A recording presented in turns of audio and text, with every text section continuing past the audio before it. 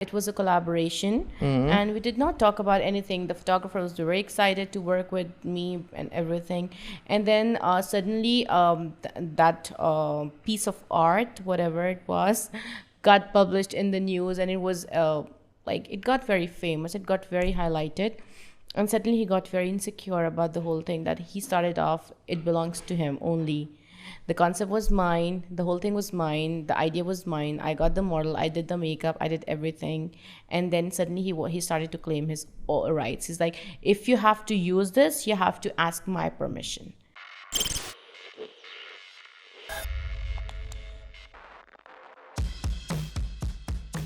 So I can speak some words from my language? Of course. Okay. Doesn't matter. So I'm going to teach you some words. If it's bench up, then we're going to fight. Stupid words, okay? Yeah. We have a resident Akash who's a monster. Is he asleep right now, or what is his progress? He went home to sleep and probably now in an hour. Yeah, he's going So to this UFC. guy was Razan. Is he Razan? Do you know my name? No. Oh my God. You didn't introduce yourself. Okay, I will. There you go. Yeah, okay. Now, once we will start. Okay. So you are Hamad, right? That's as far as I'm aware. Hamad Al. Go on. Hamad Al. Go on. I was something on. like, right? It's not Muslim. It's Hamad Al Murashid. Who first time came to Saudi for a teaching position? No. I got married. I was working in Pakistan. I'm a Pakistani. Okay. My aunt. So let me know when it starts, okay? What does it matter? You get a recording. Okay, all right. So I'm going to introduce myself. Okay. I'm Sundas Ghazali, Okay. Masters in Business Administration, specialized in marketing. Okay. So I was already working in one of the multinationals in Pakistan. I was very happy in my life. And suddenly I got married. Okay. And I have to. So I told my parents, okay, I'm going to get married, but I was not ready yet. So I said, okay, I'm going to get married. But my only thing is like, I don't want to stay in Pakistan. I want to just travel. Well, like, okay. And I was thinking I'm going to Europe, America. And then suddenly I discovered I'm going to Saudi. Okay. So I moved to Saudi after I got married because my husband was working there. So I moved there. I stayed there for like 8 years. I started my career there in one of the multinationals. Again, it was nice company. But then I moved to this education industry. I told you I started to work in a school. I worked there for like 7 years. What made you want to work at a school? Because I was teaching my own subjects to grade 12 and grade 10. Okay. So I was teaching economics and business. Plus I was the SAT organizer, like the SAT coordinator, the MAP coordinator. I was the student counselor. So it was a very good position, like strong position. It's a lot of work as well. Yeah. First 2 years were a little difficult because I had to get into the system. I need to do a lot of stuff. And I was very enthusiastic. I have to achieve this. I have to do that, blah, blah, blah. And alhamdulillah, the school director, she actually believed in me and she gave me all the freedom that I can do anything I want. So I did wonders and I was very happy in my life. And that's how I started off in Saudi, and then I settled there and everything. So, and then this is a transition from education to a completely different field, the makeup field. Because that doesn't seem like there's a lot of correlation between the two. Yeah, that's what I say. The Kira. Okay. What's a Kira? I know the girl Kira, who's an influencer. So in our language, the Kira is a bug. Okay. So it's a bug inside me, which is always pinching me. Ah, yeah. okay. So what do we call it? Kira. Okay. Okay. So that thing was always like inside me that I have to do something. So I explored myself. I discovered myself. When I came here, so what are the options that I should go for? Because I was not happy with the salary here. Like they were offering me so less. Your Kira was obviously makeup. Kira. In that perspective, but you're saying it in a very cute way. Sorry, I'm trying to say correctly. What you left Saudi and you automatically assumed I'm just going to go back to the school and education system? Yeah. Okay, I find it really interesting. So when I moved here, you're talking about when I moved here? Yeah, because when you left Saudi, obviously you were thinking, where am I going to do? What am I going to do? Of course. But your first thought was immediately education? Yeah. Interesting. Okay. Yeah, So of you really course. enjoyed the field. I loved it because I actually did, staying in the same field, I did a lot of things. I did my own fashion shows alone, and it was on a very big scale.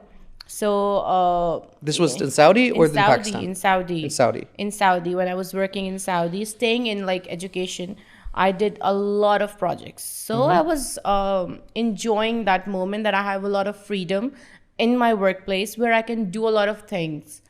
So I came to, as I mentioned earlier, like when I moved to, when I came here for, the first time I visited Bahrain was for my conference.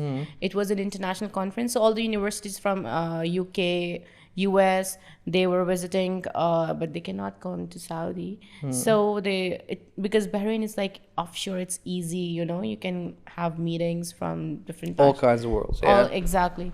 So I came here for that meeting, and then I was like, oh my God, I like this place. It's very happening.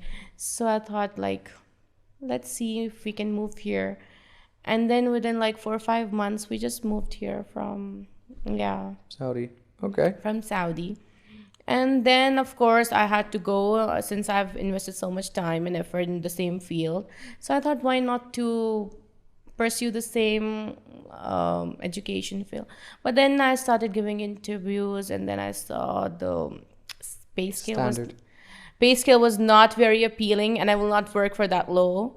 So I started like one fine day, I thought, Khalas, I'm going to call this model, and I'm going to start a shoot.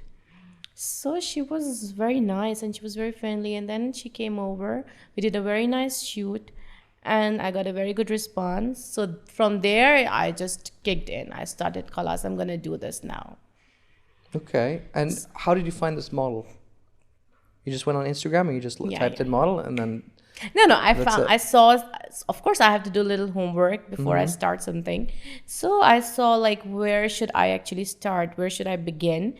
I thought this face is really nice, so I should start with her first. And then I've spoken to the photographer, then the model. That was the COVID time when there was nothing much happening. So everyone was like, you know, willing to work. So we started off with the collaborations. Then slowly, gradually, I got some designers on board. Then I got the jewelry involved, and then the setups, you know. So then I started doing concept shooting. Okay. So it's like I bring a concept, and then we actually use that concept and dress according to the theme. The jewelry should be according to the theme, and then I brought the setups along. Okay, we're going way too quick. Okay, so you had the model shoot. What kind of products were you trying to sell a product, or were you trying just to do a service for a brand that was going on at the time? When I first started, initially it was myself only. I wanted to show my creativity on the model. Okay. Yes. It was a portfolio shoot. Yeah, it was just a portfolio shoot. Okay. So after that, then I started to bring professional elements to it. Okay. And how did you reach that out? Did you reach out to clients and being like, hey, you know what? This is my portfolio. This is my price range, blah, blah, blah.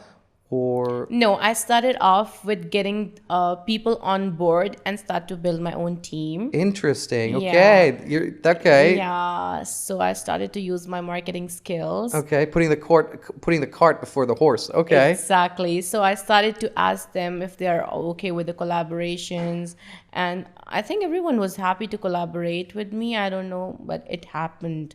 So it was quite nice start. And I started off with like some powerful shooting, and it was nice concepts. So yeah, I got a lot of people on board with my second, third shoot. I had a whole team with me. Interesting. And then how far down the line between your first shoot and getting your first client?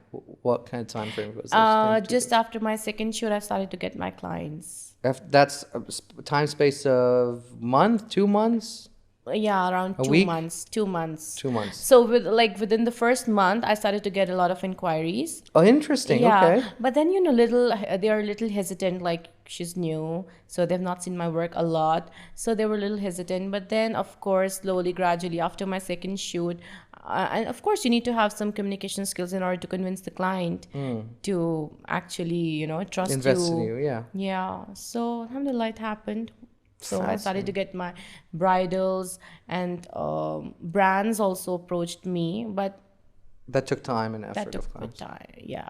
And so how many shoots, do you still operate in this mechanism, or you don't do that anymore? No, I'm still shooting. You're still shooting? Yeah, I'm still shooting. And how many shoots are you It's doing a not month like now? I'm shooting like before, because I have a lot of clientele now, so I need to take out time to do the shooting, because shooting takes a lot of effort and energy. You have to plan in advance, and then you have to bring a lot of things in order to, get the shooting done. So I like to have not like a model and the shoot khalas. No, I just like to do something creative. I want the whole thing, the whole package, you can say. Let's say Halloween is down the line. So I might be thinking to do something according to the theme. Okay. So I will now think of a concept. I will see which is the right face for that concept. Who is the correct photographer who can actually bring that, concept To life? to life. Interesting, Yeah. interesting. Well, do you have a name for the firm? Which firm? My own? Yeah. Of course. Makeup by Sands. Okay, can you open that Yeah. up, Danny? Interesting, interesting, interesting, interesting. So I see here you do highlights, TikToks. Go up, Danny. Yeah, I have. I just Blogs. started doing TikToks now because I wanted to be an actress as well. So maybe that can stand me a chance. If Why not, khalas, not? I'm happy. Yeah, why not? So can you open the blogs part? How long have you been doing blogs? Just recently? I don't think so. I have a lot in the blogs yet because I still have to add a lot. Yeah, it's tough, like doing writing and stuff like that. Blogs is like, the people. Oh, okay. Yeah, they Vlog, invite vlog. us. So Okay. yeah. So it's Okay. more of a vlog. Ah. Yeah, so they invite us, so we just go for their coverage and stuff. Well, let's open the Media Awards one, Danny. I can't believe it's already been 3 weeks. Really? Yeah, it's 3 weeks there. You can open that and see. Ah, Dana. Yeah, Dona. I work with Barbie. her, yeah. We've had Dana on the show recently. Ah, really? Yeah, very interesting guest. She's very nice, very interesting, yeah. We had a Women's Day shoot last year or a year before, I guess. So Dana was there with us. We had Dana. We're talking So to she's Barbie. the one I was talking to you about. Oh, yeah. Yeah, you should have Barbie on board. We will see. Yeah. Just a recommendation. We'll see. Yeah, having fun at the awards.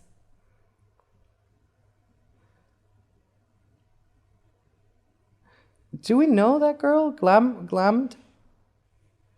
Danny? I just met her there at the awards. I feel like we know her for some reason. Who's the lady on the right? She's also a makeup artist. I feel like I don't know. After a certain point with the interviews, I feel like when You know everyone. I feel like almost like I've seen that person, or we've done something with that person, or we work on a project with that person. I swear to God, I swear to God. Didn't we talk to that person there with the red jacket, Danny? This TikToker? The one on the right. Yeah, the TikToker? Yeah, he's a TikToker, Roman. Can you go back to my page, please? Sorry. Can you open my bio and just follow this link? Yeah, here, the link. Yeah, this lookbook. So actually, I compiled all my shoots, which I did last year, Oh, that's nice. in a lookbook. Okay. Yeah. Okay. So this is my introduction, and then this was like... So she's my first model. Mm-hmm. Yeah. So these are my very early shoots, which I did. Is that the Russian girl on the left that we sometimes work with, Danny? Okay. See what I mean? I feel Yeah. So... very nice. Yeah, I spent a lot of time and effort to compile everything. Huh? You know her? Yeah, Sneha. You know her, right? Yeah, she's an actress. It's a small country. Of course, people know people. She went back to India actually to pursue her career as an actress. Good for her. Yeah. So I did this Halloween shoot as well. Special effect makeup, you mean, on the Yeah, left? this is we call it SFX makeup. So this is what I did last year for the Halloween. So this is the Victoria's Secrets. We did the bombshell perfume launch for them. And this is for a brand, K&R here. Interesting. Yeah. Can you go back to the Instagram, Denny? So you made the whole lookbook by yourself, yeah? Yeah. No. Actually, I hired someone to do the To lookbook. do the lookbook. Yeah. And what about the pictures in the lookbook? Are you the photographer or you No, the offsource it? photographers. Yeah, They're photographer. all professional photographers. Okay. Yeah. Because I love photography. That's why I was asking. Can you scroll down? Really? But Yeah. you don't do it like professionally. I mean, I do street photography, and I used to do it professionally. Oh, okay. So you left it? Yeah, if you go on, Danny, if you go on our profile, just open it as a new link. And I bet you don't know this. If you go into our tagged, and then that one on the bottom. Uh-huh. So I love doing street photography. And I Very was creative too. I mean, I wasn't part of this project. I was just walking down the street and I had my camera on me, and this person outside of a church starts yelling at me, saying I'm late. And I'm like, what are you talking about? Who are you? She's like, you, photographer. And I was like, what? And she's like, you're late. And I just go, okay. And I just walk in. Oh my God, no way. Yeah. And then I You took the I just took the job. opportunity. Just took the opportunity and You had the camera in hand? yeah, I do street since you- photography. Okay. So then the real photographer came and was like, hey, who are you? And I'm like, is this not the gig XYZ? And he goes, no, this is like this gig. And I goes, oh shit, I'm in the wrong place. And then the owner who tagged me, can you go back to that image, Danny? Thank you for my favorite movie. Whoever, the owner, Jacob. Yeah, she just like gave me some cash and was like, Good. thanks, and can you give me the pictures? And so I gave him the pictures, and that was that. This is fun, right? Yeah, so I would always get myself into like that kind of trouble. Like I would walk around with a camera and then like nightclubs. But this is not here, right? Is it here? No, in this was Bahrain? in London. Yeah, because here That it's that not picture like- right there I took. Ah, cool. They won't let you do all this here, of course. No. This was like some sort of weird feminist Yeah, I can see that. like stuff. That's the picture I took, yeah. That's not what I took. I don't take such grainy pictures. Scroll down. Is there anything else I took? But yeah. Interesting. So when I would walk down like bars and stuff like that, bars would think that I'm the photographer for that club. And so they would be like, hey, you're supposed to be in here or whatever. And then they'd let me in this like nightclub. And then the owner would come to me and be like, we didn't book like PR tonight. And I'm like, is this again not whatever club? And then they'd be like, no, but we'll pay you for the pictures anyway. So I would just do So stuff that like is that. how you make money, right? I just do stuff like that. I don't have pictures on the Insta, but I took wedding photography, for example. Also, I was just walking down the street and a couple were getting married, and they just said, "Hey, we'd like some more pictures," and a photographer just left. Do you mind doing it for us? Yeah, see there you find a lot of opportunities even on the streets, like just like this, just keda, Well, I go look. There were times when I would walk out the house and I'd come back in with somewhere close to like 300 to 400 BD, with not having like my plan was never like to go out to earn money. Just things happened. Nice. So But here it's difficult. here it's very different because in the UK,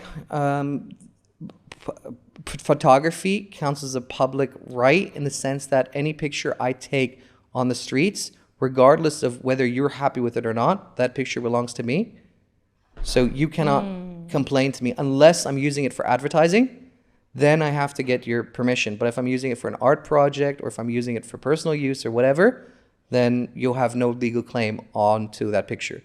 It's really, really interesting because stalking then becomes very difficult. But if someone is paying you, then who gets the pictures? So if you're not, that's called underhand business or bakshish, right? Because technically, the people who are paying me for those pictures, if it's in a nightclub, you as an individual have agreed to be in that venue, and that is one of the things that you can expect in that venue. Therefore, you don't have rights to own any of those pictures that are happening in that venue. If that makes sense. Yeah, of course it does. Right? Yes. So if I'm walking down the streets and I'm taking pictures, as long as it's not used later on as an advertisement or as a PR or stuff like that, then it's a no-go. If I'm using it for a newspaper, then it counts as under journalism. Therefore, I don't have to ask your permission.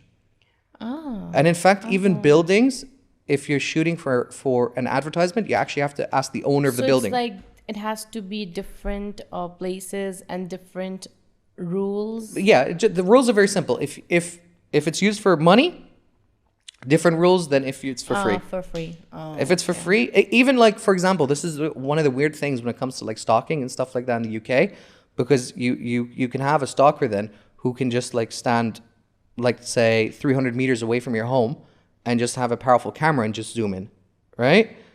And so they had to change the rules because of incidences like those, and so now they changed it into that you can do pictures of an individual as long as it's not deemed excessive. But you know, there the rules are pretty much defined. I had a lot of problem here actually once, since it was a collaboration, and we did not talk about anything. The photographer was very excited to work with me and everything, and then suddenly that piece of art, whatever it was, got published in the news, and it was like it got very famous. It got very highlighted.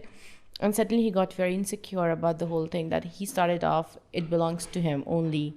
The concept was mine. The whole thing was mine. The idea was mine. I got the model. I did the makeup. I did everything. And then suddenly he started to claim his rights. He's like, if you have to use this, you have to ask my permission. After everything, got published and everything. So for me, it was like a big question mark. What are the rules here? Why it was not brought up before the shoot? If you're so much into claiming the rights and everything, if you're so much insecure about everything, you should have come up before. The rules are supposed to be written before, not later, because it was a collaboration. Nobody was paying anyone. So what happens in a lot of companies here in Bahrain is that they will register their company in the US because the laws are more stricter in the US. So if you're having like a partnership, if you're having any kind of like contractual work, they will sign that through a MOA. Exactly. Exactly. And they're very cheap. They're like $100 to start. They're MOU, Memorandum of Understanding. That's what we call it. Exactly. Well, usually it's the company registration is under an LTD, right? Limited trade liability, LLC. LLC is here. Limited liability corporation. LLT is the US version. Okay. Can you look that up for me, Dan? Because then you have also a PLC, which is a publicly limited corporation. You have an LLC and then you have an LLT, right? Limited liability company. Oh, an LLP. Sorry. That's sole partnership. LLP is what? Sole proprietorship. Yeah. Corporate. Okay. And how did you find yourself with your Instagram growing from 0 to what, 40,000, 38,000? It took me time. It took a lot of time actually. Okay. Yeah, it's like more than 2 years now. So it's a gradual process. I have to work hard. And that's why maybe I'm a little slow in my energy now, because it took a lot of time, effort, and investment. Do you want me to put you in touch with a girl? She grew her Instagram, I think, from, and please, I'd have to correct myself, from 5,000 to 11 or 12,000. No, 5,000 to 9,000 in 5 months. For real? Like real followers, real content, real interactions. Wow. I was talking to, she was on the show yesterday. Oh. And she was telling me that most of her growth comes from stories, questionnaires. Like she'd be like asking like because she's a food blogger, she'd ask stuff like, What's her Dona? no, I've had Donna on as well. It's Ah. Hungry Face or something like that. Oh, okay, I don't know. You don't know it? No. Let Dan come. He can put it up. Okay.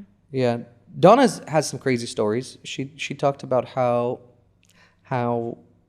when she was doing the food reviews, she got sued 3 times. Yeah, I witnessed one of the issues. Yeah, you did in real life? Yeah. Oh, wow. Yeah. I don't know how serious it went, but yeah, there were some issues. But she dealt it in a very good way. She talked about on the show that's a guy like threatened to put her on fire. Oh my God! Yeah. Seriously? Yeah. We have the snippets on Instagram. Yeah, this is actually a serious issue. You know, normally what happens, see, sometimes in the restaurants, they invite us and they tell us like, you have to do You have to lie. you have to lie. You have to just say everything is good. And if you have anything, you need to say it privately to them, like how they can improve and stuff. Whatever you're doing, there is a struggle involved. Come on, you can't tell me that. Doing fashion and doing content, in my opinion, is so much more easier. Okay. Because Yeah. when you run a restaurant, every meal that leaves that kitchen has to taste exactly the same. You don't have creativity. Because when you go to your favorite restaurant, you want your pasta, you want your pizza, you want whatever to taste exactly The same. same, right? Yeah, it should smell the same. It should look Right? the same. It's, yeah, for sure. But honestly, okay, content, it looks like very, easy, but content creating is not easy. It's like, You're talking to a content creator. Let's hear it. But let me hear it out. What's got you bugged? seriously, it's not easy. It's like so much time. First, you need to think how you're gonna do it, and then you do it. How many takes? I mean, thousands of takes. Sometimes I don't like it. What I've just, I'm not doing it. This seems like a pre-production problem. Yeah, pre-production problem. But when it's on the screen, it looks easy. Khalas, it's so easy. But when actually you're going to do it, it takes time, effort, and maybe I'm talking from a perspective where I have to handle 2 kids also, which are young kids. So maybe for me, the struggle Don't bring is your different. kids into this. What kind of nonsense? This has nothing to do with No. content creation. I know, but I am. I have to keep that edge in mind. Yeah. I have 2 little kids to deal with, so yeah, it is difficult. Yeah. Let's ask Danny from a content creation perspective. How much, if you had to like take a pie chart, right? How much of it should be pre-production? How much of it should be production? How much should it be post-production? Pre-production should be probably 50%. 5 or 50? 50, 50. 50. 50. If your pre-production is well planned, then your production in itself could be about 25%. Plan it well, execute it well, and the rest is post. So you would say 50, 25, 25. Yeah. In my opinion, I always think that pre-production should be closer to 80, and you only want 10% of the shoot. In an ideal shoot, it's 1 take. In an ideal shoot, like they've got the script, everything is planned, the camera's placements are marked by tape. Everything is done before you click record. Because when you click record, then you're producing. Perfect, ideal And- situation. Exactly. Well, I mean, if you do things right and people are coming prepared, then it's easy. And you have a good team. Then it's easy. If everyone knows what they're doing, it's easy. And then finally, the post-production, unless you're doing like animations or green screening or stuff like that, it should be really just color correction, maybe composition, and then delivery. So see this podcast, right? So he's gonna edit a lot now. It's gonna be time consuming later, right? Sometimes maybe the lights are also, some technical issues are there, but as compared to kitchen or running a kitchen, comparatively less complicated. But this is not a documentary, or this is like close to live TV. Right? When live TV, there's no post-production with live TV. There's no still, pre-production. Well, there's a little bit if you do like a yeah. formulated interview structure. Yeah, true that. True that. No, but yeah. You're going backwards now, aren't you? No, but still, still, it is a struggle, honestly. For me, it is a struggle. In an ideal world, in a perfect world, we would have maybe another person next to Dan, separate to Akash, where the feed would directly connect to that computer, and then while we're having this conversation, he would just cut while in the live. That would be perfect. And then so by the time the episode we finish talking, that would be already edited and up for you to be reviewed. That would be the perfect scenario. And it can happen. It can definitely happen. It's called live editing. But you would need another person, and they would have to be very like on cue. So when did you start doing it? I started this 3 months now, Danny. 3 months. Before, inconsistently, like you were testing the waters long ago. I tested the water about a year ago, but I wouldn't count that really the starting. I think the starting is when I took on a salary, which is Dan, right? And so for me, it started 3 months ago, and that's when I ramped up production and everything, and I've never been happier. Yeah, looks good. No, I like it. A cute setup, yeah. Okay. Hey, we do a professional setup. These are Black Magic cameras. These are Shrove mics. What are you saying? Why you gotta? Looks good. Okay. Twist your eyes more. No. Oh God, this is how my expressions come out. I'm so sorry. Okay. Dan, don't worry about making her look good. Don't worry about it at all. You have to. Don't worry about it at all. Keep rolling your eyes. Yeah, okay. I know even rolling my eyes, I will look good, so I don't care. Okay. Yeah. So what about yourself? How did you find your photographer? Photographers?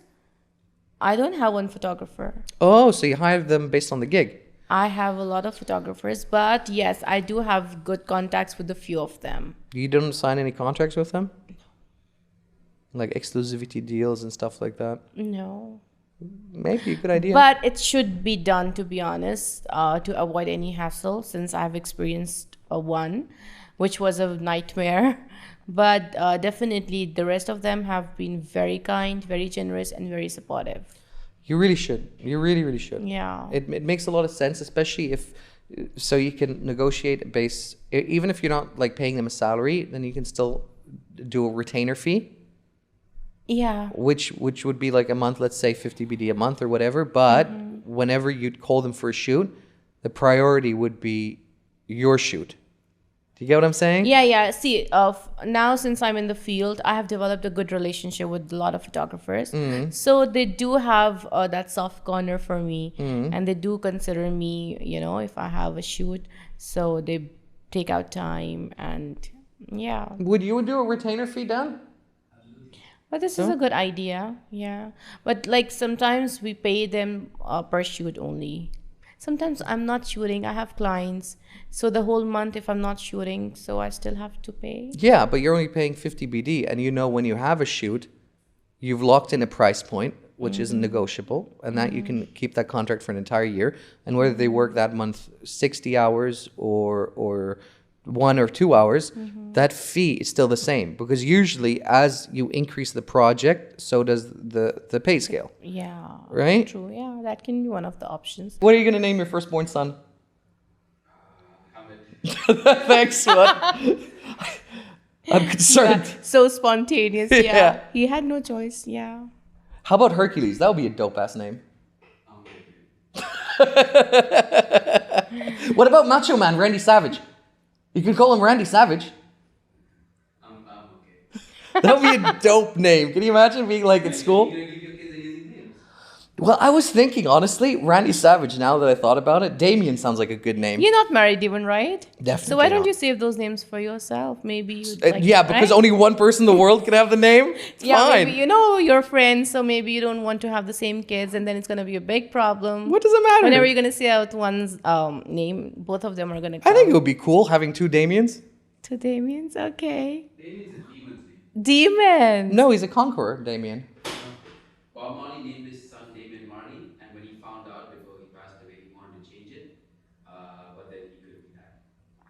Oh, too bad. So what does the son do now? He's a very good artist. Okay, well, it all worked out then. Yep. Does he sell souls on the crossroad? Nah, he just smokes a lot of weed. Cool. So I am super, super, super interested because we talked about this with Pavleen as well, or we didn't really get too much of a chance to talk into it. And where do you stand with the UK, the colonization of India? He's from Pakistan. Pakistan, sorry. Yeah, I'm from Pakistan. Yeah. So Which was one country prior to the independence of 1947, Yeah. right? Yeah. You have information. And then you guys also moved places. migrated. Yes. Yes. Right? I mean, Yeah. okay. I mean, that was also from the UK side. They could have cut it differently, but they cut it like, yeah. they made sure that people would have to go for the trip. Yeah. Because you haven't had a prime minister who managed to finish a term, right? In Pakistan so far, Oh my God. has been assassinated or been kicked out of office, right? There's not been. Yes. The only one so far is Imran Khan. Oh, Imran Khan. They just kicked him out. Oh, you just kicked him out. Yeah. Let me sway the topic then. For your parents or for your kids' grandparents now, do they think that British rule of colonization was better for the subcontinent? Or do you think it's worse? I know you mentioned you're still under control, but now in the US instead of the UK. Yeah. I'll bring this up because Milton Friedman, the famous economist, he makes an argument saying that any money, the total investment, the ROI, the return on your investment, that the UK spent on India as the continent there was never a positive cash flow. Meaning that they've put so much resources and money in trying to get resources out of India, but you spend $2 to get $1 back. You know what I mean? Yeah. So it's really interesting. See, for the British rule, it's like someone else is ruling you, right? You're not free. You don't have the freedom. So what you have to do is you have to follow their rules. You have to be under someone's guardianship, right? So completely no. Interesting. Of course, no. Because Especially like, if you see the religiously, we cannot do anything. Can you type in Danny on Google Maps? Let's start with India, I guess. India under British colony versus now. And then we can check Pakistan as well. I just thought India will. You want the maps? No, I'm just looking for pictures, like if they did a comparison of the infrastructure and cities. Because right now there's just a lot of like negative correlations between the two, but I know that also positive stuff happened. But Milton Friedman, like, he talks about the super interesting concept, and he goes like, he talks about when the British invaded Africa, a lot of the indigenous people that they met haven't invented the wheel. Like, they haven't even invented the wheel, and so they brought enlightenment, not just like taking resources out, which I find so fascinating because when you look at the Spaniards or the Spaniards when they conquered South America, they just went like ham. They went crazy. No, you're not interested in these topics, no. How is it political? What is Spain to do with South America? You're so much in the history, man. Seriously, that's your thing. No? Talk to me about fashion, about stuff. Like, Yeah. I am in. But I can talk about... We can talk about fashion. Which is your favorite fashion brand? So internationally... Sure. I didn't even know there was a lot of local options other than Dona Zabari. Dona Zabari. Dana Zuberi, she runs her own fitness That's the only brand. fashion brand I know. Yeah. Oh, really? Yeah. No, there are a lot here. Yeah, so since I work with them, so yeah. Tell me, okay. which one do you like working with? The local brands I worked with, they have good stuff. I worked with Rashid Kotor. He's a Bahraini, and he has You gonna put this up? Yeah, put it on Instagram. Let's see what his items look like, Danny. Okay. I worked with this brand. They have really nice stuff. K&R. K&R, he has it all. Like, I love his collection. How do you spell it? K and R. No. K, the other and. Yeah, this one. Yes. Why do they all put .Bahrain? See, he has this all very fancy. It's very chic. Yeah. No, it is chic. He has like bridals, evening gowns, everything. You don't think this is chic? Did you follow this Miss Universe Bahrain? Yeah, Did you follow? yeah. You know her? She is half Russian. What's her name? I forgot. Yeah, Khalifa Alvin. Yeah, isn't she half Russian or something like that? I think yes. And she lives in Dubai. No, she was here. Yeah, but she lives in Dubai. Now she lives in Dubai. Oh, okay. She's always been living in Oh, Dubai. really? But she was here for a while. Yeah, She but did a lot of projects here. I don't know the full story of it, but I know that she lives in Dubai. Oh, okay. I never knew when this was happening, but the whole thing happened in Dubai, not here, right? The Miss Universe Bahrain. Yeah, that's But at least now things started to happen after post-pandemic. how many followers does she have? 29. I don't know. I didn't look properly. It was my mistake. 22, 5. Oh, that's some impactful stuff. 34 comments, 40 comments, 100 comments. It's not bad. Yeah. 20 comments, 39. Since now she's like, she's Miss Universe. Why not? Good for her. Yeah. Good for her. Just attack and change the whole thing, really.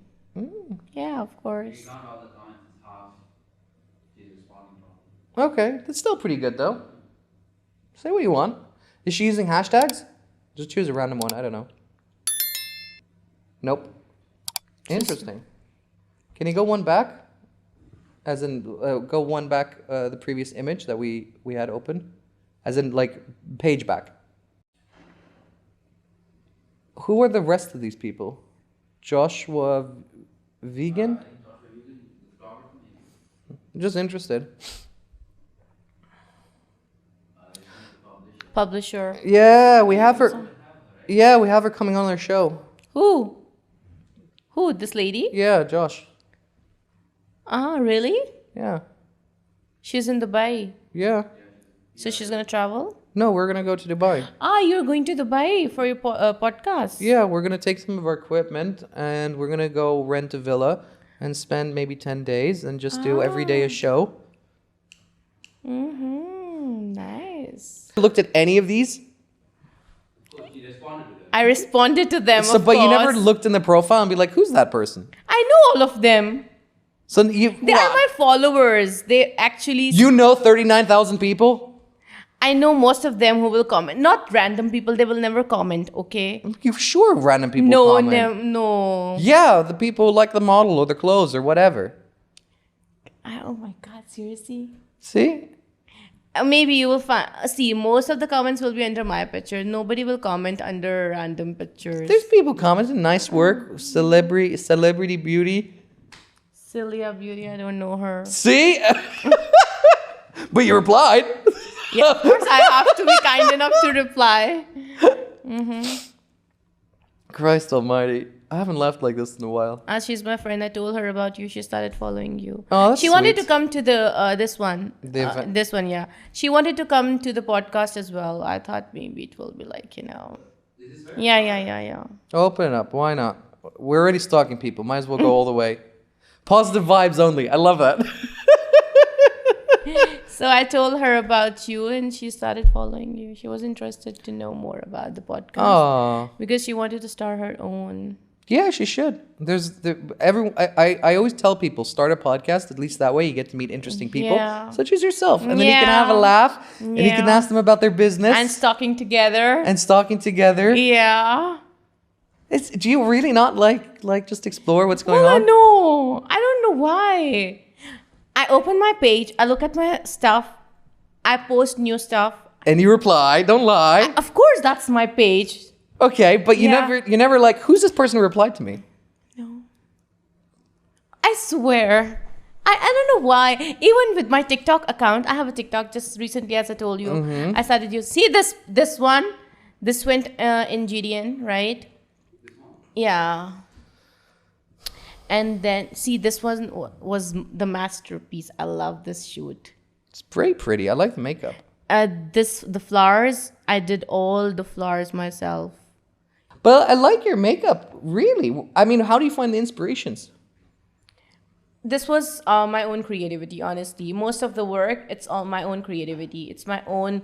I do have a reference site, but then I actually enhance and actually do it all myself. You don't have like Pinterest. You don't like look at No. like other like stuff and then be like, Something came up, right? I like it. Okay, so I will actually improvise it. Improvise and it, I'm yeah. gonna see how I bring it to my genre. Connect it with my own mind, how I want it to be. It's not like I do what I see, I just copy paste. Never. I'm not saying that. And yeah, some of my work was even published in one of the very famous magazine internationally, which was a big thing for me. Why don't you hire a PR company to help promote your work? Actually, the magazines, they actually messaged my Sure, but if you hire a PR approached me company, then. it's like 200 BD, then you get more. Yeah. The thing is, like, I don't want to get so much which I won't be able to handle, to be honest. Then increase your prices. Yeah, why? Because I have responsibilities. Sure. Then increase your prices. Yeah. No? You maybe? Yeah, maybe after. I'm going very gradual. I have so many opportunities which I could not take because of my own, what do you call that? Responsibilities. No, it's like, what do you call that? I don't know what Duh! that is. That's like your own Process. la. There is some word I'm missing. What's the the word next to it? So it's like because of your own limitations, like duh. Okay. How I can just not get the word right. So because of my own limitations, I could not get the opportunity. It's very important to get the opportunity at the right time. So if That sounded like a riddle, okay? if you get the opportunity the right time, it's different when it's too late. It's not very difficult. It's a simple thing. Yeah. So I missed some opportunities because of my limitations, but no regrets. So I'm always looking forward for more. So inshallah, let's see. I have a lot in the pipeline though. A lot of things are happening. So I just pick the ones I feel like it's gonna help me. As I told you about, I have a lot of projects in, inshallah. No, I'm just I'm interested from the aspect of if you do the PR thing, you get more projects, you increase your price, then take all the projects that are not worth your time and get rid of them. Because you don't have to worry so much about your limitation then, right? Because then you could get projects from the UAE, Saudi Arabia, Yeah. Oman, Qatar, blah, Yeah. blah, blah, blah, blah. Obviously, visa is going to be an issue, Yeah. but that's it. No, but then things will be better, inshallah, once I start being more active. Okay. Yeah. I was traveling. I just traveled recently, maybe 2-3 months back. So when I came back, I'm a bit off the track. So now I'm trying to be back on track because I was so busy.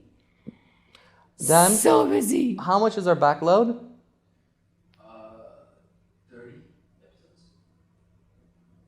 So it doesn't matter what happens to us. We could all go for a vacation for what? 2 months?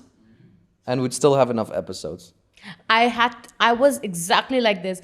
I won't shoot. I won't do anything for maybe months and months. I had enough work with me That's what to I'm saying. post it up. Yeah, post it. I still have a stuff that I've not posted yet. It's not like I don't have anything that I cannot post. Of course, no, nothing like that. But I was very active before as compared to now because now I have more clients, more projects. So that's my, when I do shooting, that's my personal touch to it, And I'm just going back to shooting now, inshallah. Like I'm going to have my shoot on Thursday. Then I have next week. So I'm resuming back. You should. Yeah. I'm going. And do you not feel like you should transition from photo shoots to video shoots? Yes, so important. Really? So important because now, since my main media to post is Instagram, and it's working more on the reels now. Instagram's algorithm has changed now. It's not like, posting the pictures. No. I mean, that's what we're discovering as well. We And you get know what? much more I've traction. seen the reach, the engagement is more on the reels. Really? Yes. On a picture, I don't get enough engagement. On a reel, it's like so good engagement and so much. What's your analytics like? Is it mostly men, women, Bahrain, Pakistan, India? What I is don't.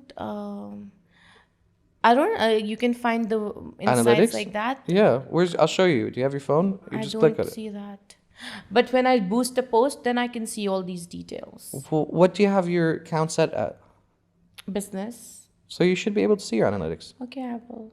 TikTok, when you load the data, you can see the, all the demographics and everything. But on Instagram, I don't know. I have to check. It's literally when you open the app, Okay. it says in your home bar, and you just press on it.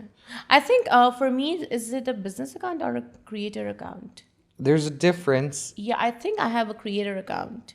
I don't remember. Danny, can you look up what the difference is between creator and business? It's the tools. Creators get creator tools. Business. Yeah, Bookings business and things tools. Right. But I think for the business one, they give you more analytics though. Different analytics for creators and business. It's the base is the same, Yeah. but it's slightly different. Because if you go like the best use, but God, I need to like sit down and learn how to do it one day. Is the Facebook analytics, because that one gives you the most in depth. Yeah. Yes, I know. They go really, really, really, really into Yes. detail. But the problem is that the design of the entire back end is just a disaster. You use Facebook still? Facebook business, I use it. I hardly use Facebook. Facebook business, especially for marketing and stuff like that, is amazing. But even if you have to post on Instagram, you have to have a profile on Facebook, which is linked to the Instagram.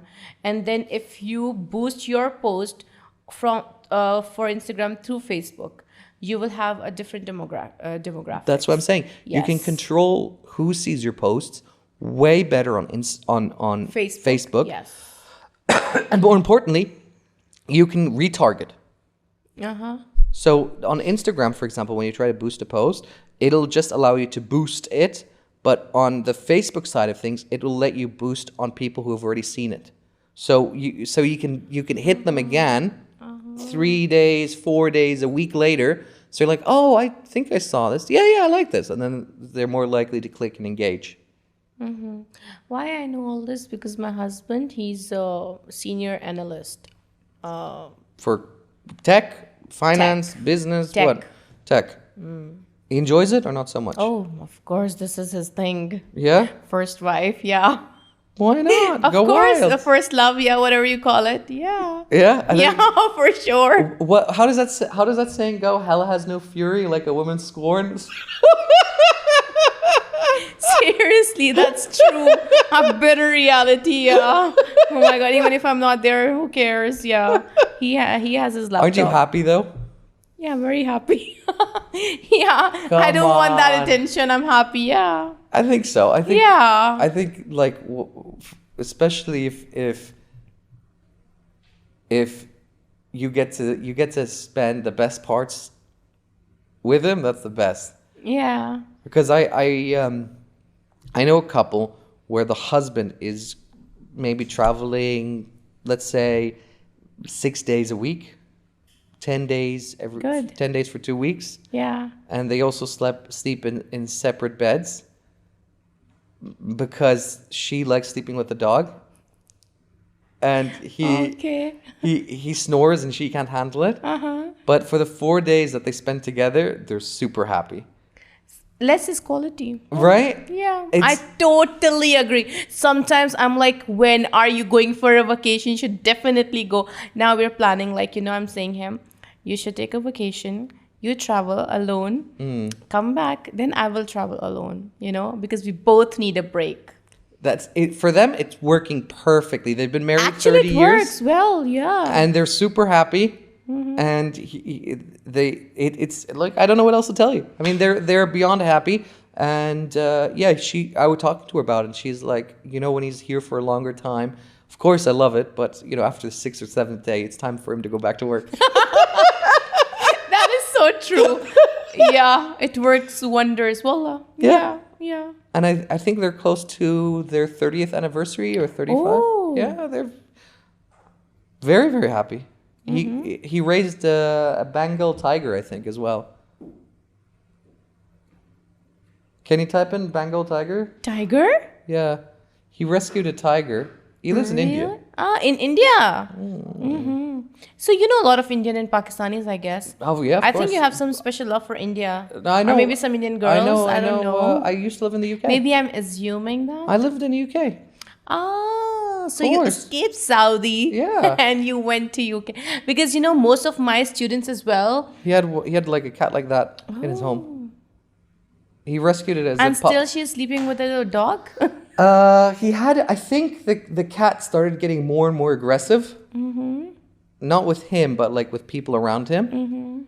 And so I think I don't remember the full story. That's how it looked like when he had pictures of it, and that's how it looked like when it was like a puppy. Down that one. Sorry, not a puppy. Kitten. It's right there. Yeah, he has a picture of him in the 70s with this kitten just on his like. Rescued him from where? From The mom got shot by a hunter. And for one way or another, well, he thinks it got shot by a hunter. One way or another, that this kitten ended up in the middle of the road. This is the 70s India, right? There wasn't a lot of infrastructure. And he just saw it, and he was like, well, okay, why not? And he just picked it up, and then he raised it. And then when it started getting bigger and bigger, it started getting more and more like protective over him. And whenever like, I think something happened where somebody either tried to broke into his house or something like that, and the cat attacked him. Oh, wow. And so after that incident, they were like, no, you have to Get rid of him? get rid of him. So they brought him into the wilderness. And they just said, yeah, let go. Send him away. Okay. Yeah, crazy story.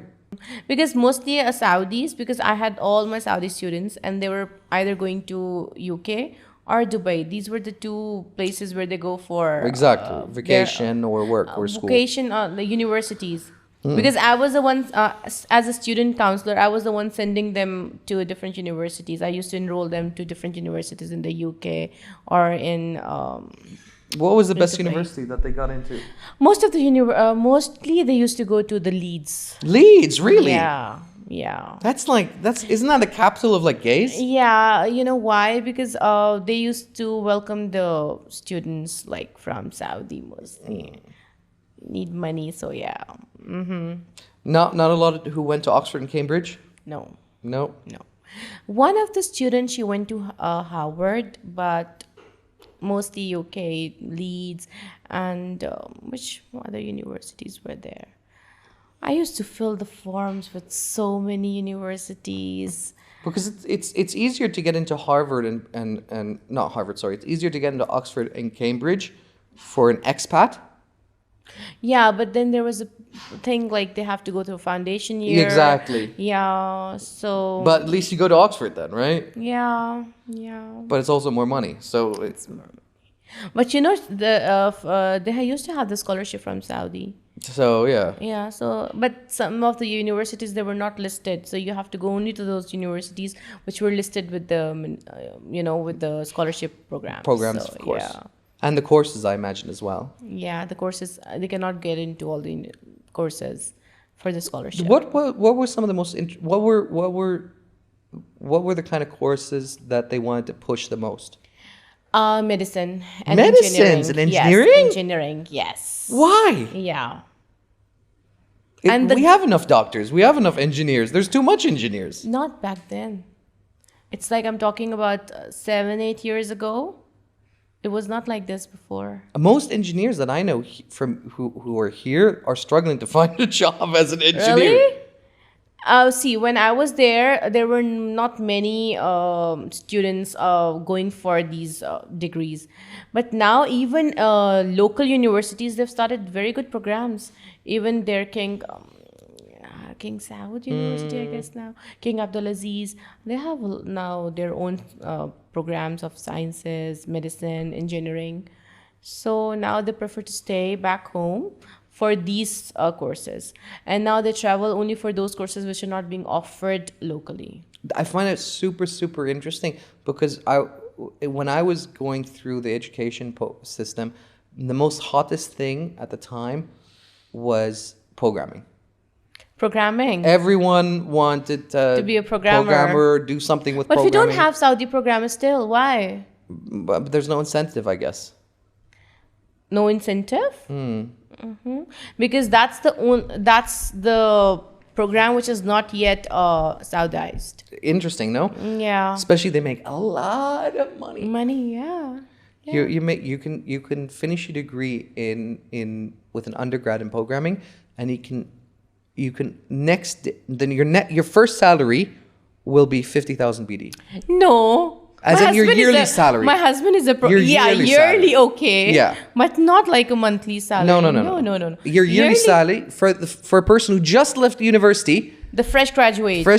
your yearly salary will be 50,000 BD, around 100,000 something dollars, $120,000, and he can work from anywhere. My husband is a programmer, so See? I'm like 50,000 per month. No. No, but he's Western programmers make entry Yes. 50,000 BD, and it goes up to about 80, 90,000 BD Which if is you're good. very senior. Which is good. $300,000-$400,000. You're really And you can work from anywhere. It's like you can work remotely as well. That's not an issue. the best degree. Yeah. Is in my opinion, from what I'm seeing in the job market, is mathematics. Mathematics.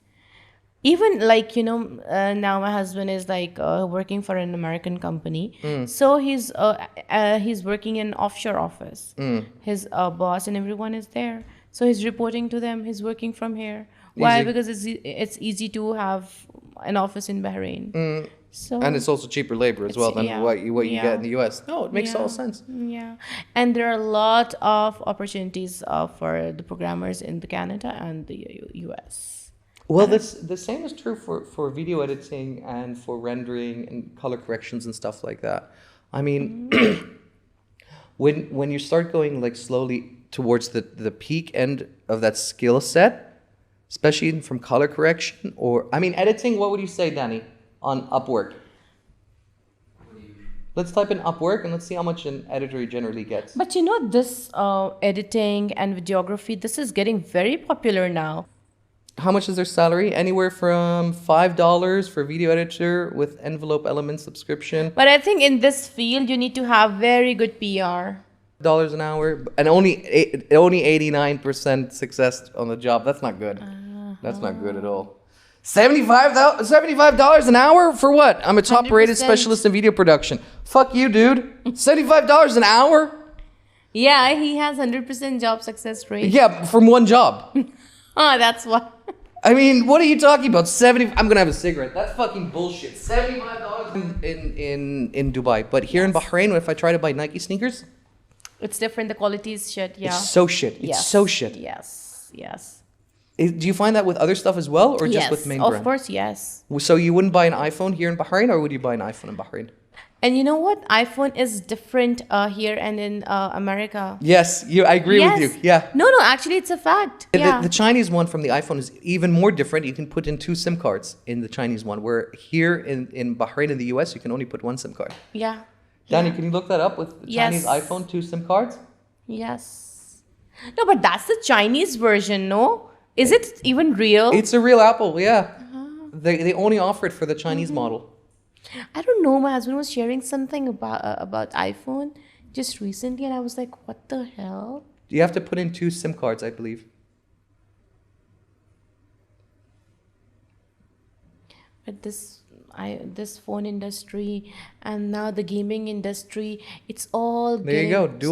getting Using dual SIM with no. Why China and Hong Kong get a different phone?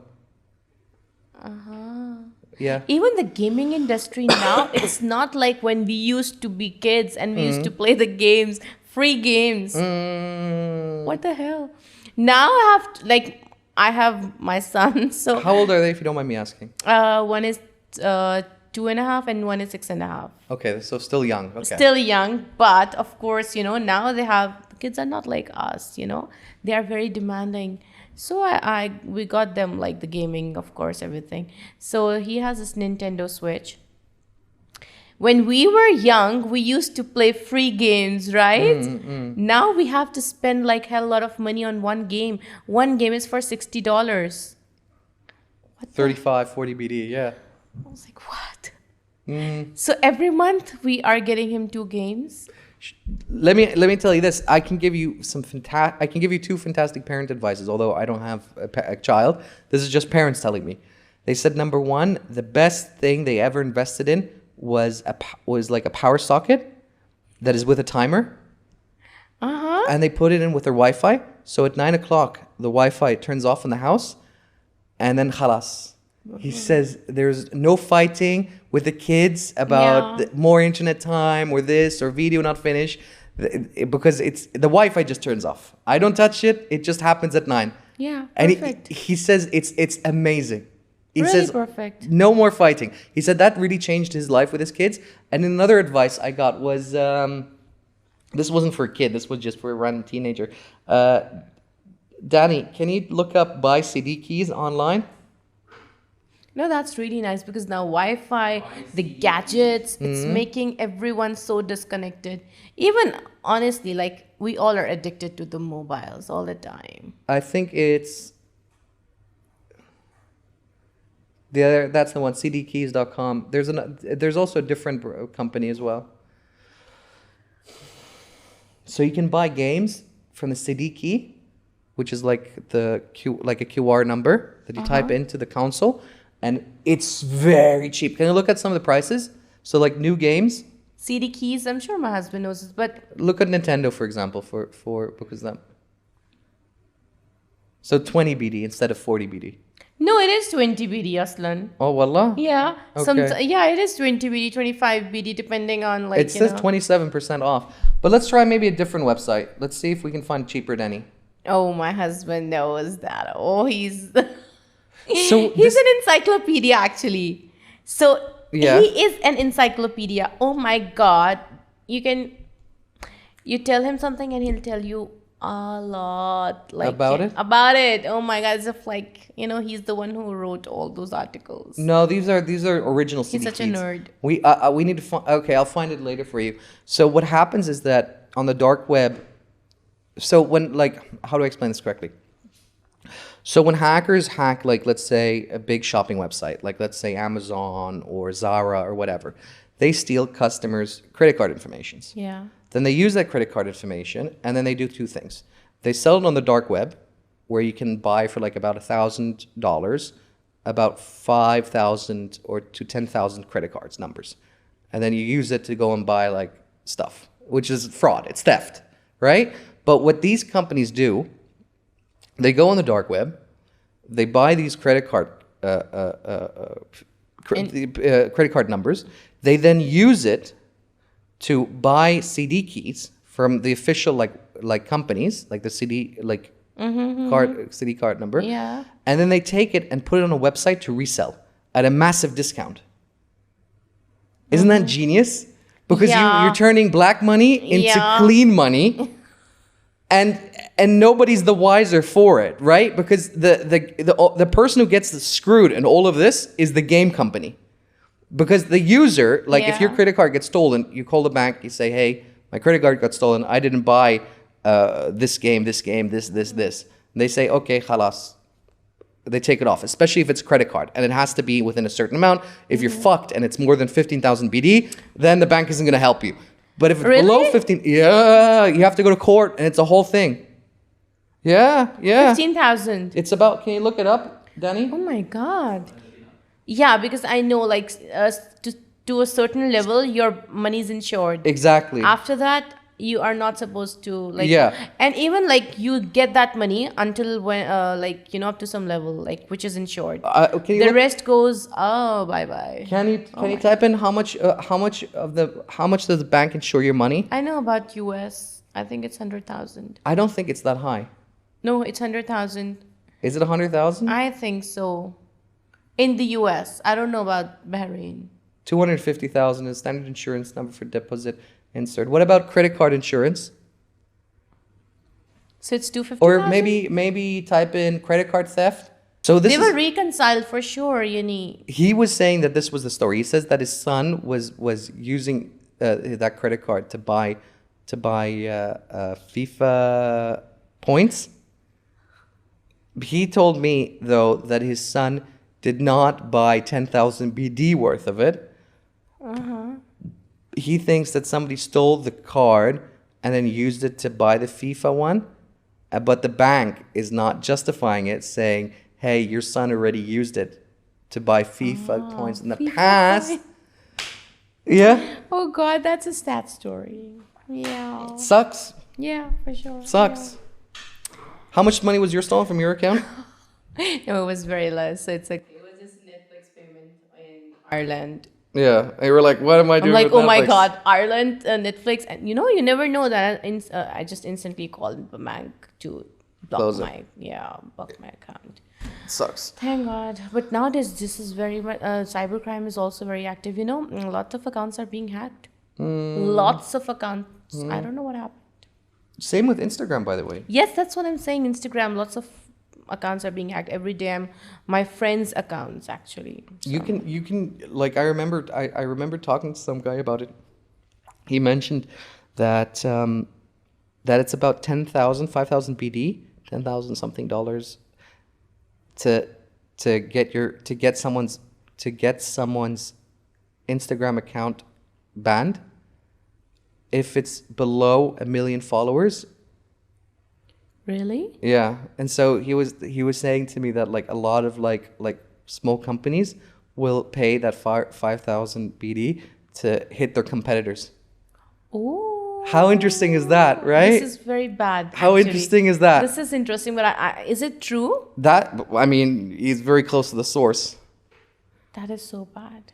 This is not at all, because an Instagram account may be so important for someone. For You know, small and just businesses for and small stuff. businesses, exactly. You cannot just spend 5,000, because 5,000 BD for big companies is nothing. So penny. he was telling me that a lot of like my small to medium size, what is it, SMEs, SMEs, yeah. were using that backdoor surface So bad. to kill their competitors, because when Instagram So the whale is eating the small fish like this. exactly, and so when Instagram blocks an account, they block that name as well. So even if you want to start a new account, you can't start it with your business name. Yeah. So it has to be like .bh, .whatever. Exactly. So honestly, this Instagram algorithm, this is very risky. If you're relying on Instagram for all your business, I am so dead. I am so dead. Yeah. I think I remember reading it. I think to get your Instagram account authorized, like blue tick, the blue tick.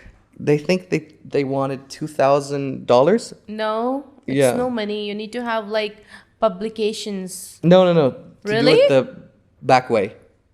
No, like if you want to do it the correct way, you have to have like 12 publications. They should know that you are worth something, like, you have a good public identity. And then you can try for that through Instagram. No, but there's a whole back way of doing it as well that makes The other good way? money. Yeah. So give money and it's done. Yeah. Give money to Instagram. Through either an ex-Instagram employee or through an Instagram employee. And they were making so much money. It's unbelievable. Oh my God, wallah. Get a blue tick, your Instagram will be protected. Yeah. It's going to be more prone towards hacking. That's also true. Yeah. That's also true. Yeah. But I mean, you're not using your Instagram that much for you don't have a website either right now, are you? No, my everything is Instagram. And TikTok now.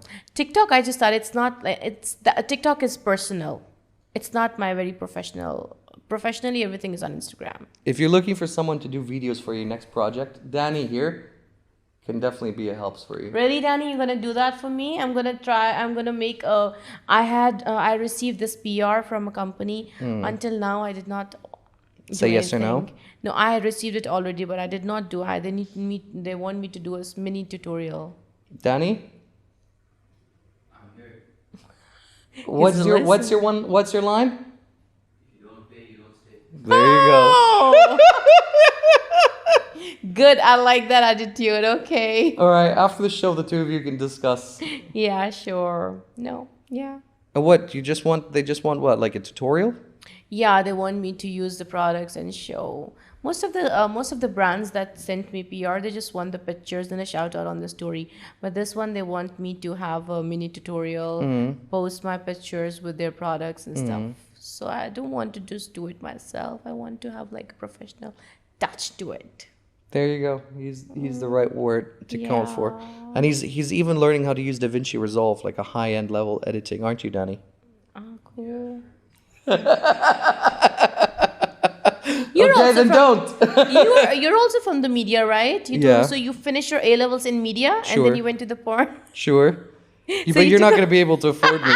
I can promise you that. So you took up that job and then you made some money and then you had your own company, huh? I worked as so my brother owns a marketing agency, and I also worked in the BBC a little while for like Oh, projects cool. for editing. And for my brother's stuff, we did like advertisements for like Volvic water, Schwarzkopf for blackhead, the shampoo. After I left, he managed a project with AC/DC. Like the band AC/DC. Doesn't say anything to you, huh? TNT. No? TNT, okay. Danny, can you type in Yes. AC/DC? Maybe she'll recognize the AC/DC. I think I can now. AC/DC. The band, yeah. He managed The band, okay, yeah. he managed all the tours for them and did the whole PR thing. Yeah. Okay. So why don't you start up with your own marketing agency? Fuck that. No, fuck that. Yeah, fuck What? that. Really? Yeah. Well, Because this market here in Bahrain cannot afford me. That's why.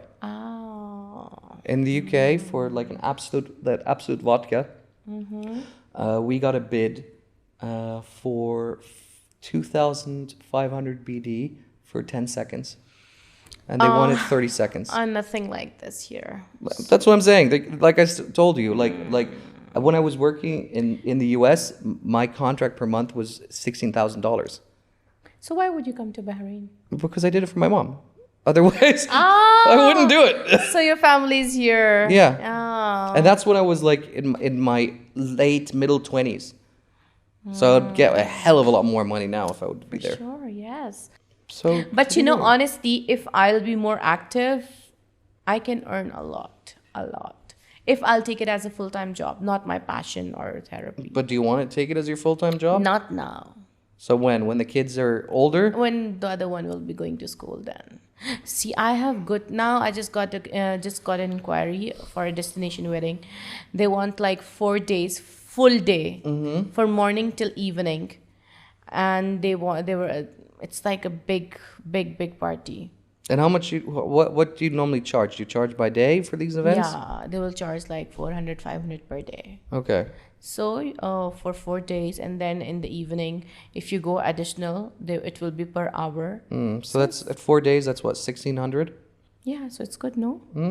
Like 500 BD per day, 400 BD per day. 500 by 4. That's 20,000. 2,000. Sorry. It's not bad. Not bad at all. Yeah. But how many gigs can he get though in a month? 2, 3 maximum? 2, 3, big. But everyday clients, yes, you get a lot of clients. And you every don't day. think it makes sense to open like a boutique? I want to actually, but then I'll be all focused with my work, and it will be a lot of investment of my time.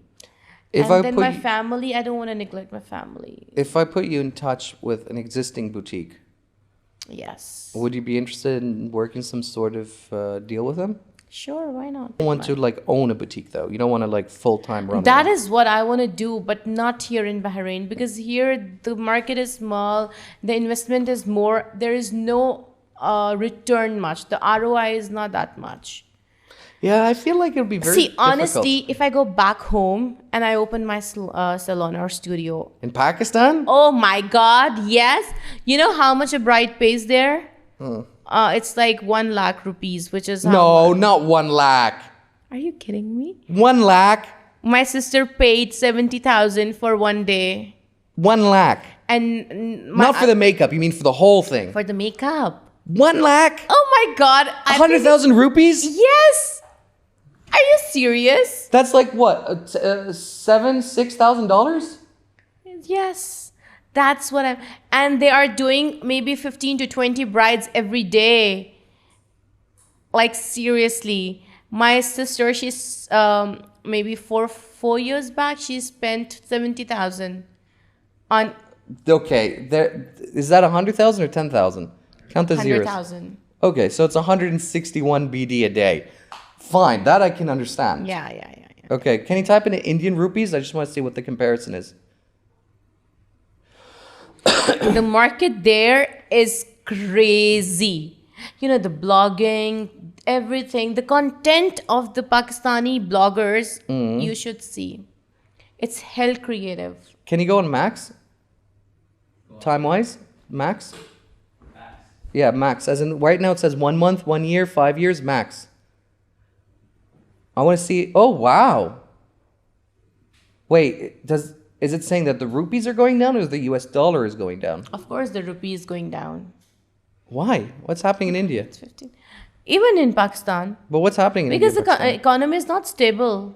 Yani, there is no stability. There is like nothing happening for the welfare of the country. Yeah, both of them are on a downhill cycles for Yeah. a while now. Yeah. When was that big crash? When was that? Can you look at that? Was that 2008? Yeah, that. Wow, that the market hasn't recovered since the 2008. Is this the Bahraini dinar that's because Bahraini dinar is correlated to the dollar. So for that to be the case, it would have to I be think a fluctuation. Bahraini dinar is very Bahraini dinar and Saudi riyals. It's very Saudi riyal, stable. Bahrain. It's stable. Well, yeah, because it's always $3.75. because it's connected to the dollar. Yeah. They've connected the value to the real. Always is connected to the dollar. So the dollar goes down, the real goes down. Dollar goes up, the real goes up. It's the same everywhere. No, not everywhere. All the currencies, everything is actually directly connected to the dollars. No, dollar is the preferred use of trade, Yeah. but that doesn't necessarily mean that you can't make an implicit request on purchase. For example, some UK stores will flat out deny and be like, no, we're not interested in from you to purchase from us in dollars. We want pounds. Especially when you're talking about larger and larger and larger and larger. When you're buying companies, when you're selling companies, they say that the world currency is the dollar because it's the most stable currency. Like no one will say no to a dollar is the old adage or proverb. But that doesn't necessarily mean that countries do not have a preferred payment or currency. No, even for us, we will not go and buy anything in dollars. Yeah, but this is small K. Nobody's going to accept dollars in Pakistan. Yeah, but if Pakistan wants to sell a factory, for example. You're talking about B2B, right? Yes. Ah, okay. I'm not talking about. Thank you. Okay. That's what they mean when they say that of course, yes. the US dollar. It's not like domestic. But even domestically, currency exchanges are super interesting because you can internally manipulate a country's currency based on the reserve of cash that they have necessary. So if they do like quantitative easing, they can artificially lower their currency compared to the competitor. Greece, for example, did this for a very long time. Remember, like during the 2000s? God, he's good with the dates. Do you remember when Greece joined the European Union and then there was like a whole kind of like trouble about that? 4 years back? If way before that. We're talking maybe really? 20 years back. Oh. But what happened was that what was the Greek currency called? Was it called, no, I forgot the name. Archimedes. Huh? Archimedes. No, it was not called Archimedes. He flew too close to the sun. Greek currency before euro. Before the euro. Before euro here. It was called Drachma. 2002. There we go. 20 years ago. 20 years. So what happened was that they instead of increasing the productivity in order to maintain competition with other world countries, with other countries in general, what they did was artificially lower their currency in order to stay still, to be still competitive in the industry. So what happened though is when they joined the euro, they were not able to artificially lower their currency anymore. So you had a production set that was X and a cost that was X, and you couldn't manipulate the price, which was Y, and suddenly you're fucked.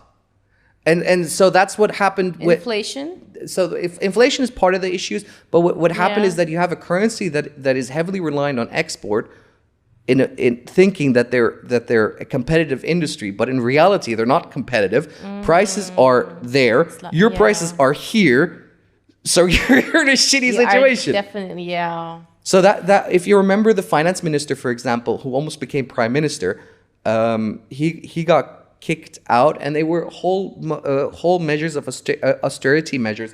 Can you look up austerity measures, Greece? This is a whole fascinating thing. We can I love finance and I love. I think you love economics. finance and history. Who doesn't? Oh my God, you love numbers, right? I suck at numbers. And the dates. So history, I don't remember. Has austerity helped Greece? Which austerity measure helped Greece bring down its primary deficit before interest payments from 24.7, 10% of GDP? So at one point, Greece was so mismanaged that 10% of its entire labor force was government. 10% of the entire labor force was only government. And their tax incomes from the entire country was so low that I think, if I might be mistaking my numbers, but it was only about 40 to 60% of people were paying taxes in a first world country.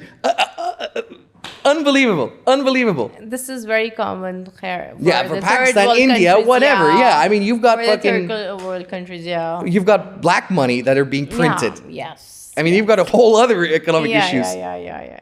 For sure, yes. I was in India during the time when they issued the new currencies. Who? India, when they issued the new bill. Okay, India. I don't know. So I was talking to somebody there, and I said, "How's this possible? How's there no cash in the economy? Where's it all gone?" And he was like, "Hamid." Oh, yes, I remember. Yeah. Yes, and then people were dying while they were in the long queues exchanging the money because they want to get the new, because the old cash was not working. Anymore. Yes. Oh my God, yes, I remember that was a whole big issue. I was there I remember it was the 18th, because when I flew in that day in India is the day they switched the currency. Oh my God. So you were having all the dollars, or I was going to the only places that offered currency exchange at the time for the new bills was the airport. For new travelers, and people were traveling on international flights and coming back just in order to get cash. And they were not accepting anything else. I remember that. Yes. It was a big problem. You know why? Because I was working in that school, so they had a trip, and it was a chaotic situation. It was horrible. Yes. And they were not ready to change it because they were running short of the cash. They had no new cash. Yes. So there was a big problem. I remembered. Yes. I remember how crazy it was. I remember going down the streets and watching people just burn bills. Oh my God. Just burning old bills. I remember walking and like where the sewage is, it was just money flowing down the sewage. Oh my God, really? Yeah, it was ridiculous. So that was your first and the last time you visited India? That was my second time, I think. I was there for a job contract at the time. Ah, okay. They wanted me to do some sort of video project from my brother's side, and I was going there for a meeting. And yeah, I remember and they said hey, we're having some issues with our cash. Ha ha ha ha. And I was like, yeah, I could tell. Seriously, oh my God. It was- So it was the wrong time to visit India, I remember. It was wild. Can you type into Google Images? It was not very long, I remember. India cash burning or India old currency burning. He will use the correct word. Demonetization. Burning. Oh my God. Like the people were having Oh like my God. Oh like my God. trucks. I remember like a truck with just cash in bundles just being burned. Oh my God. There was so much black money. It was crazy. And I remember speaking to someone. I said, like, how is this possible? Doesn't the bank? I think this was because of the black money that did so. Yes. And I was speaking to somebody Yes. who works at a bank, and I was like, how is this possible? How are banks not having money? What are you talking about? And he was like, it's gone. And I went, what do you mean it's gone? He said the money was delivered 5 days ago, before the 18th. And we went and inspected 1 or 2 days ago, and there's no bills. Like stacks of cash in a bank safe, gone. Gone. Yeah. And nobody somehow knows where that stack of cash is just disappeared. And so and then it got worse because it involved then the farmers, where they said, okay, the old farmers were allowed to use the old currency to then switch it to new currency. So, but they did not give enough time to switch to the new currency. So that's why people got so panicked. And imagine, this is a big thing. I was sitting next to the guy. I didn't, like before it landed on the 18th, I didn't know any of this really was going on. I heard that there might be a new currency, and I was like, whatever, no more problem. I was sitting next to this guy, and he was telling me, I was just talking to him, and he was like, I'm going to India for trying to salvage a problem. And I went, you're trying to salvage a problem? What? And he says, you see, I work for I think it was either KPMG, Goldman, or one of the, or I think it was Deloitte. I'm not sure. It was one of the consultancy companies. And he was saying we were in charge of the new bills. And I went, oh, your company did it. And he goes, yeah. We did everything except the ATMs. And I went, why does that matter? He said, because the new bills will not fit into the old ATMs.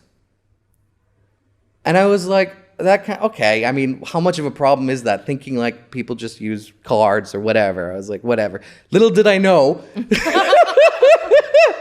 Yeah, good for you not to use that much brain for that. that I would be fucked as soon as I landed there. Exactly. Yeah, I remember I got off the flight and we were still just chatting, and he was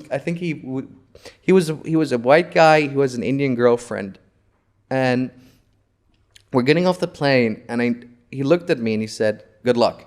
And I was like, what does that mean? All right, yeah, okay, good luck, have fun, whatever. Yeah, because when you think, it's a different story, but when you actually Think back on it, yeah. it's like, oh my God. So imagine how much people suffered a lot. At that time, that was ridiculous. I remember, now I remember everything. Yeah, I'm sorry bad with the memories. Yeah, I don't remember. So it's 8:30. Yeah, did you enjoy the show? Yeah, it was fun. We talked about a lot of stuff. A lot of information I received. Yeah, about Greece economy. about Greece economy and about like even India and Pakistan. Yeah, we talked about that. History. We can next time talk about Adam Smith. How about that? The economist of the 18th century. I have to do my reading before that for sure. Next time I'll be so prepared. I thought you teached economics, no? Yeah, but it was like I don't teach like I don't. What, like aggregate demand? Demand, supply, then inflation, unemployment. Sure. Yeah. No books, nothing. So when you're in the profession, when you have to do the readings every day, you have to have the new concepts, you have to remember everything, you have to do your own research before you enter the classroom. The girls can ask you anything, they're big. So I had to, but now? You don't use it, you lose it. I'm losing everything now. But my marketing skills helped me a lot during this journey. Really? Oh, yes. Yeah, of course. There are so many makeup artists out there. They've been in the market since ever. But of course, their approach is different than my approach. So if most of the people I have, like most of the clients, they're traveling from different places. So they approached me. This is something good for me. They consider me. Okay. I don't know how your marketing skills helped you with that, but I Oh, will. yes. See, I have to go to different brands, right? I have Okay. to go to different clients. I have to go to different people to ask for collaboration. At least I have good convincing skills that I can convince others. Like, I was just a beginner starting up my own Oh, business. okay. So you had good sales skills. Yes, good sales skills, good marketing skills to market myself. Marketing and sales aren't the same thing. Yeah, No. sales is like, selling out something, my services, marketing myself in a way that I can sell out my services. We'll have this debate another night. Pleasure. Was all mine. Yes.